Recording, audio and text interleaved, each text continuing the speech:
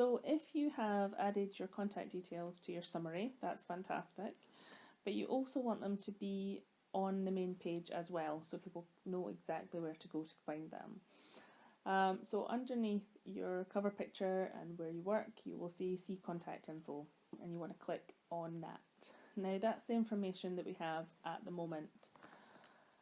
It's your profile address, your phone number, and your email. Now, just so you know, if you put in an actual phone number there, it will appear.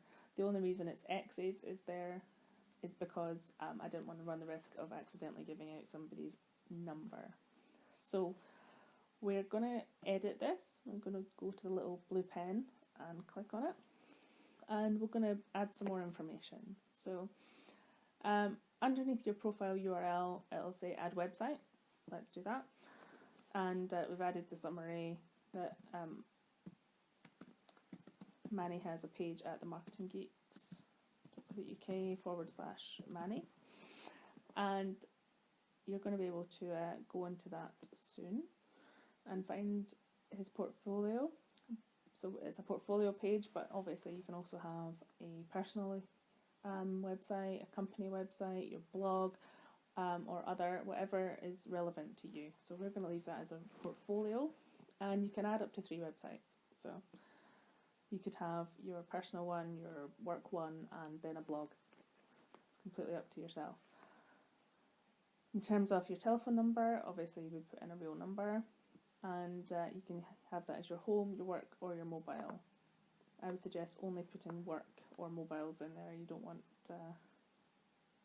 coming through to your house and bothering your family. Address, obviously if you have an office, then I would put that address. If not, you can leave that blank. You don't need to put an address in, but we're just going to put 1 office block terrace, Dundee, Scotland, UK. And I've spelled office wrong. There we go. Office block terrace. There we go. Spelled the UK wrong. How did I spell UK wrong?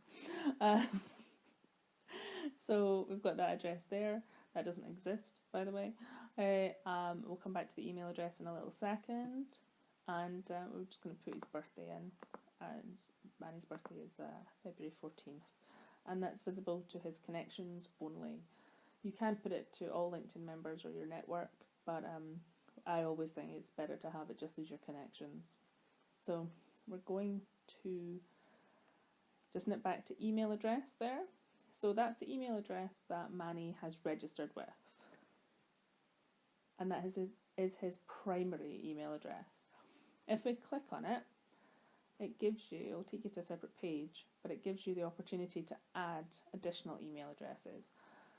This can be really handy if you've worked at previous companies. Then you might want to add your email address there so that people who knew you at that email address can still find your profile.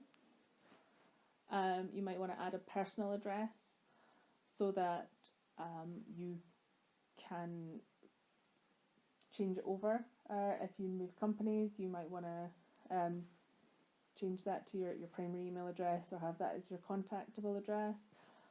It is always advisable that you have more than 1 email address, only because if you get locked out of your account for any reason, then that's good for verification. So, but it's completely up to yourself. What it'll do is it'll ask you for your email address. So we don't have this address, so I'm just going to make it up at hotmail.com, and then you would send a verification. And once you've verified it from your email, then you would have that email address registered to your account. I'm going to delete that just in case I hit cancel, just in case I hit send, and we'll come out of that. But once we hit save, you'll be able to see that the contact information is looking much fuller now. So you've got your profile, you've got your website, you've got your phone number, your office address, and your email address and birthday. So it's a much fuller, much more attractive profile, and lots of ways to contact you if they need to. Hooray!